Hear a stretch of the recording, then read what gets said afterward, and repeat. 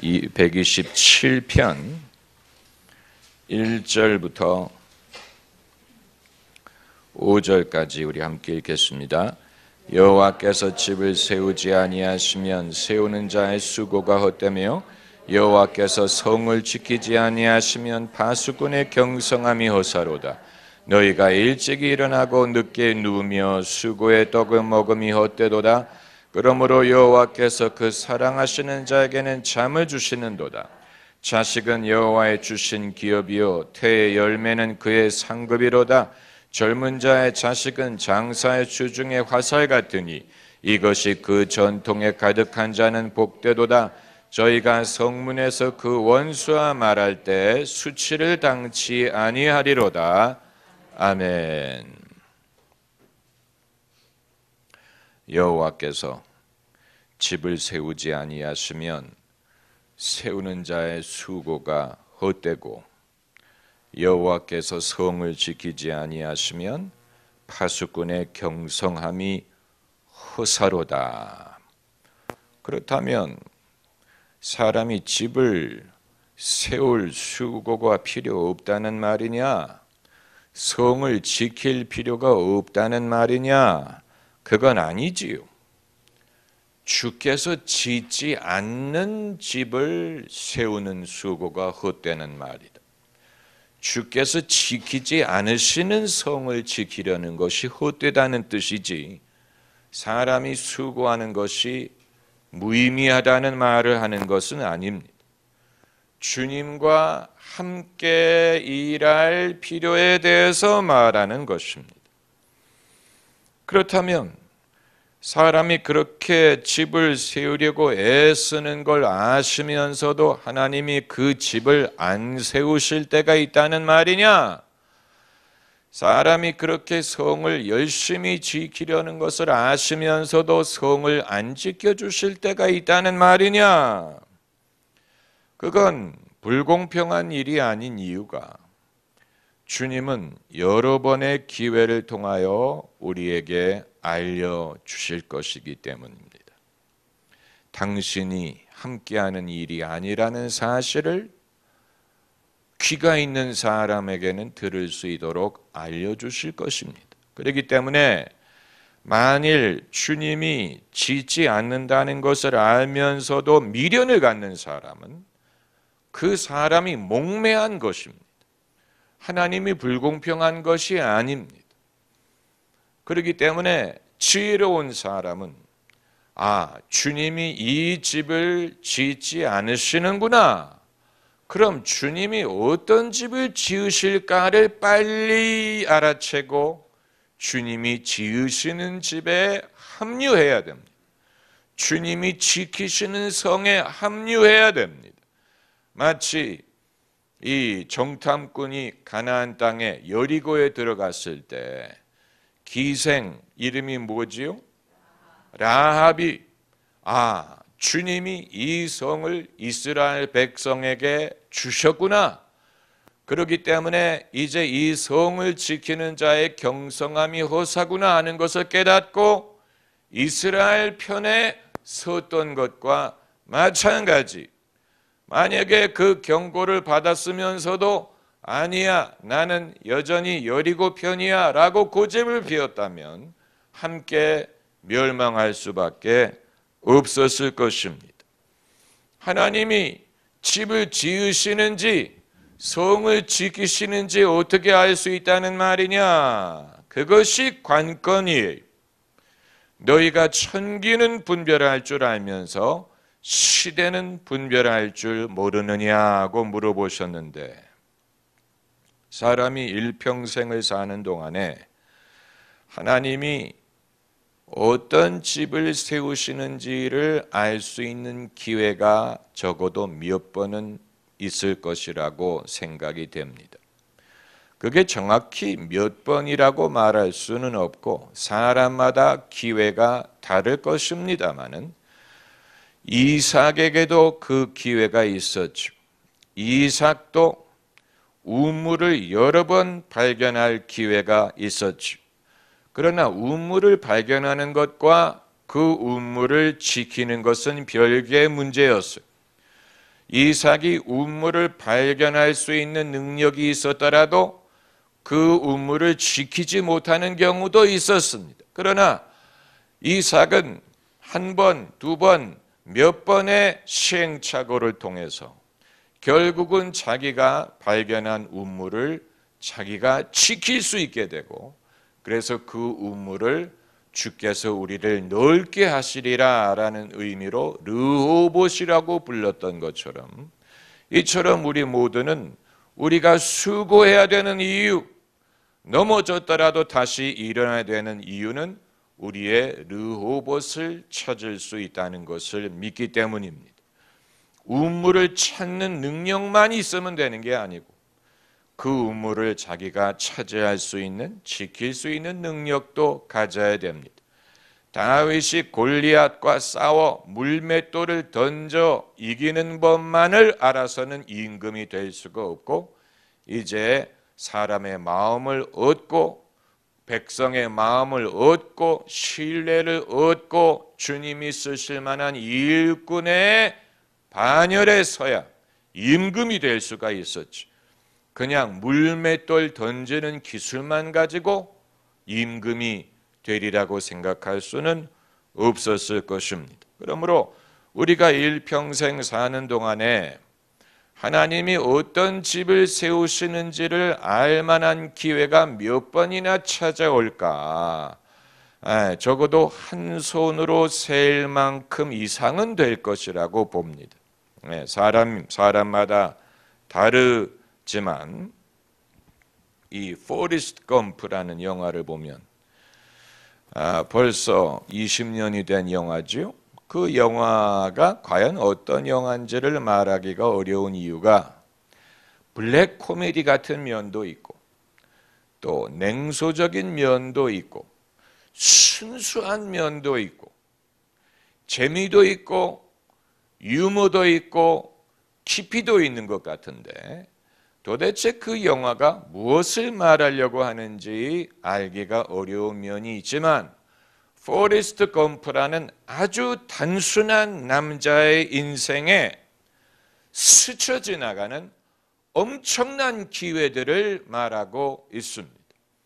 어떻게 보면 우연의 일치라고도 말할 수 있는데, 포레스트 검프가 고등학생 때는 자기가 빨리 달릴 수 있는 능력이 있는 것을 발견해서 미식 축구 선수가 되기도 하고, 또 베트남 전쟁에 나가서는 이 많은 동료들을 살려서 무공훈장을 받기도 하고, 또 핑퐁 탁구 치는 기술을 개발해서 중국과의 핑퐁 외교에 나가기도 하고, 또 멕시코만에서 새우잡이를 하기도 하고, 애플 창업할 때 그 투자를 하기도 하고, 또 하나는 자기 여자친구가 에이즈가 처음 발병할 때 여자친구가 감염되기도 하고, 그러니까 이제 블랙 코미디 같은 면이 그런 데에 있는 것인데, 또 워터게이트 사건이 발생할 때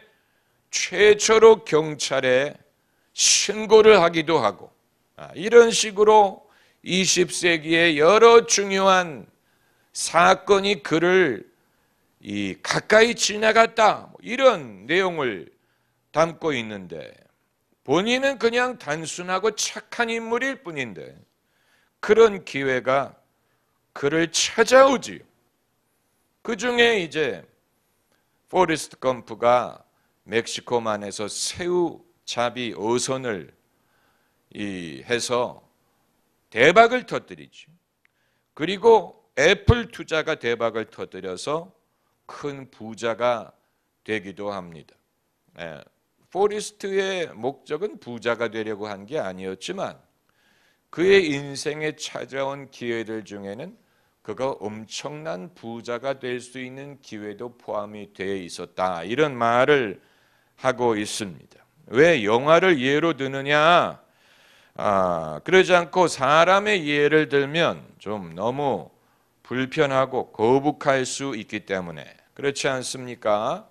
그러나 여러분이 지난 수십 년을 되돌아보실 때 1970년대 말에 대한민국에 살았던 사람은 그때 기독교 신앙을 접할 기회를 얻었을 것이고, 왜냐하면 그때 기독교가 막 부흥하기 시작하고 그때 대부분의 대형교회들이 세워졌기 때문에 70년대 말 또 70년대를 거치면서 경제적인 발전을 경험할 기회를 얻었습니다.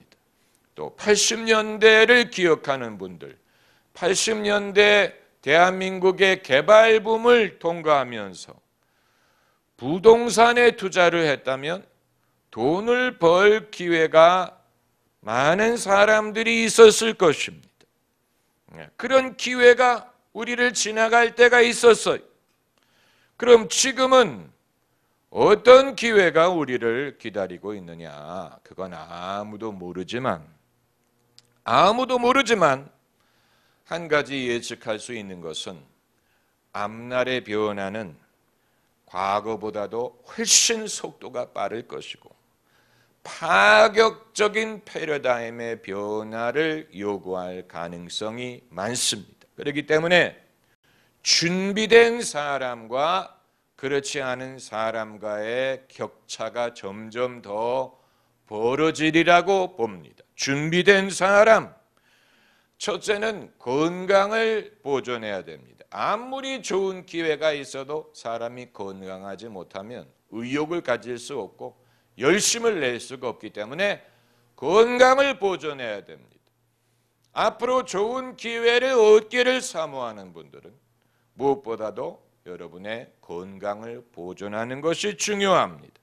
그리고 또 하나는 적정한 기회가 가까이 왔을 때 움직일 수 있는 속도와 결단력을 가져야 됩니다. 그것이 승부를 좌우할 가능성이 많기 때문에.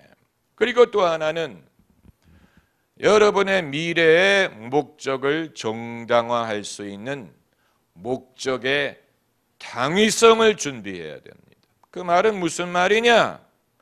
나는 왜 이것을 원하고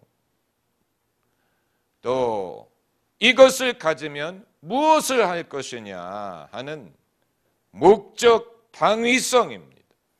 나는 왜 이것을 원하느냐의 당위성이 주님이 복잡한 이유를 물어보실 것 같지 않습니다. 이 바디메오가 예수님을 불렀을 때 복잡한 질문하지 않으셨어요. 내가 무엇 해주기를 원하느냐? 아주 단순하게 질문하셨고 바디메오도 단순하게 대답했습니다. 보기를 원하나이다. 그것으로 좋겠어요. 그 한마디로 예수님은 충분한 이유가 된다고 판단하시고 내 믿음대로 되리라. 복잡한 이유 묻지 않으셨어요. 보게 해주면 뭐 할 텐데, 눈을 보게 되면 앞으로 어떻게 살 텐데, 그건 그때 가서 염려할 문제고, 주님은 단순하게 무엇 해주기를 원하느냐? 주여, 내가 보기를 원하나이다. 왜 그 질문을 하셨을까? 소경이 보기를 원하는 것은 당연하지 아니하냐? 그러나 당연하지 않기 때문에 그 질문을 하시는 것입니다. 모든 소경이 다 보기를 소원한다고 말할 수는 없어요. 사람이 준비된 사람과 그렇지 않은 사람의 차이가 우리가 봤을 때는 미미하게 보일 수 있지만, 그러나 준비가 된 사람과 안 된 사람의 차이는 엄청나게 큰 것입니다. 목적의 당위성을 가져야 됩니다. 나는 왜 부자가 되어야 되느냐? 모든 사람이 부자가 됐으면 좋겠다고 생각하지만 나는 왜 부자가 돼야 되느냐 하는 당위성을 갖고 있는 사람은 그렇게 많지 않아요. 그게 복잡해야 되는 게 아니에요. 나는 일단 재력을 얻은 후에 그 이후에 나라를 섬기는 일을 하고 싶다. 그건 얼마든지 타당성이 있는 목적입니다. 나는 재력을 먼저 얻은 후에 그 다음에 국가의 지도자가 되어보겠다. 아주 훌륭한 생각이요. 나는 몸이 약하기 때문에 남들보다는 재력이 필요할 것이라고 판단이 된다. 그것도 훌륭한 이유예요.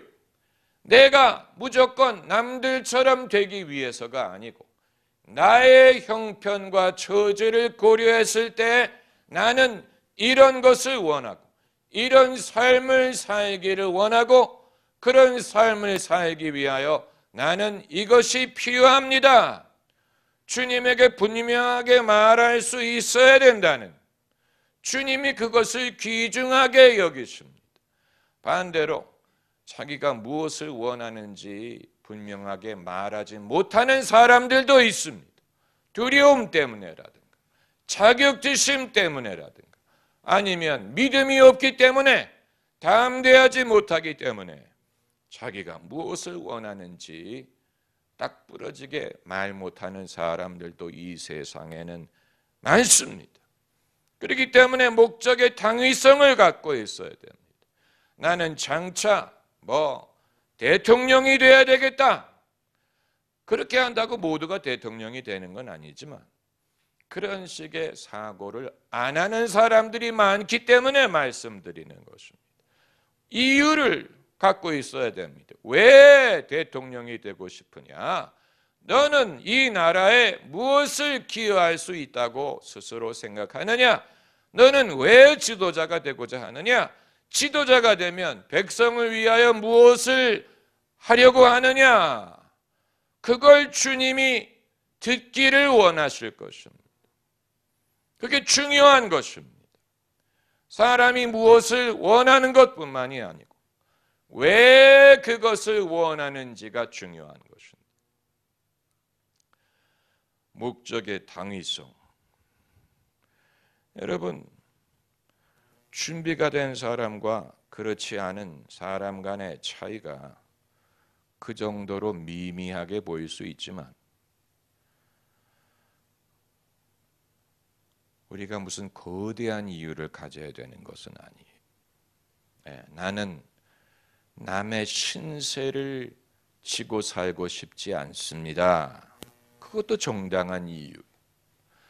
나는 남에게 꾸면서 살고 싶지 않습니다. 남에게 꿔줄 수 있는 삶을 살고 싶습니다. 그것도 아주 정당한 이유예요.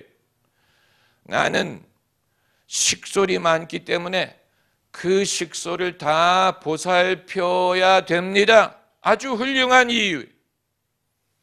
나는 우리 식구들, 가족들이 다 내 밑에 들어와 나와 같이 일하면서 나를 도와주면서 내가 그들을 거들고 싶습니다. 거두고 싶습니다. 큰 그릇이 되고 싶습니다. 아주 좋은 이유예요.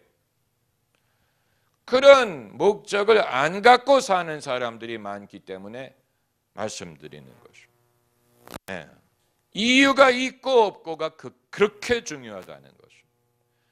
이 조선시대의 이 협객들에 대한 다큐멘터리가 있었지요. 요즘에는 그런 거 잘 안 만들어요.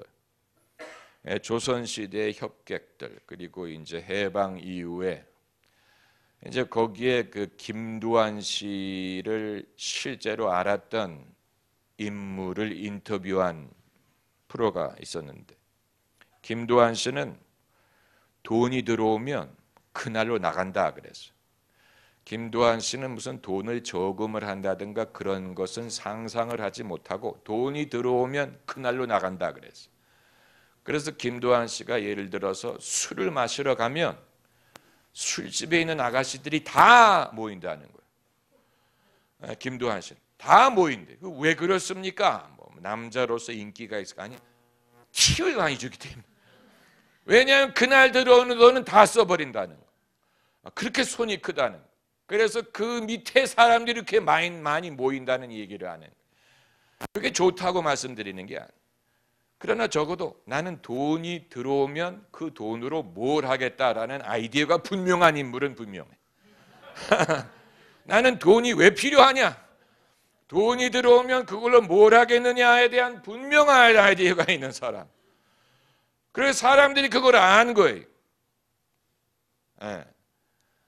그러니까 똑같은 돈이지만 화끈하게 그렇게 사는 사람도 있고, 그게 아니고 늘 아껴가면서 구두쇠처럼 사는데도 돈이 안 모이고 그런 사람도 있죠.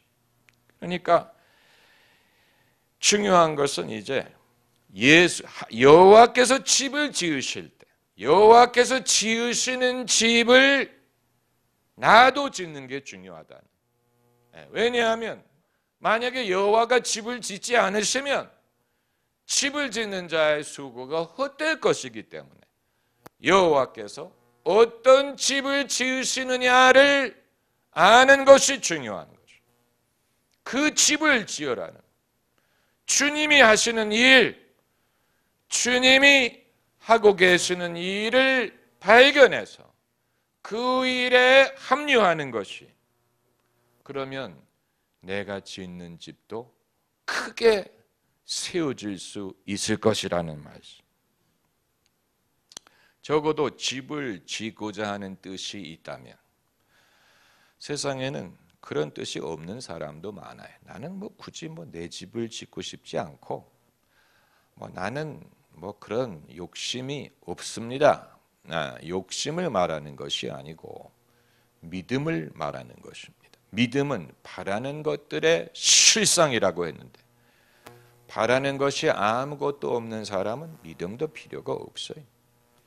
바라는 것의 실상이라고 했는데 바라는 것이 없다면 믿음도 필요 없지요. 바라는 게 있으니까 믿음이 필요한 것입니다. 믿음은 바라는 것들의 실상이요, 눈에 보이지 않는 것의 증거니라. 만약에 내가 집을 지을 의사가 없다면 이건 나와 상관이 없는 것이고, 집을 짓고자 하는 소원이 있다면 여호와께서 집을 지으실 때 거기에 뛰어들어야 됩니다. 할렐루야. 기도하십시다.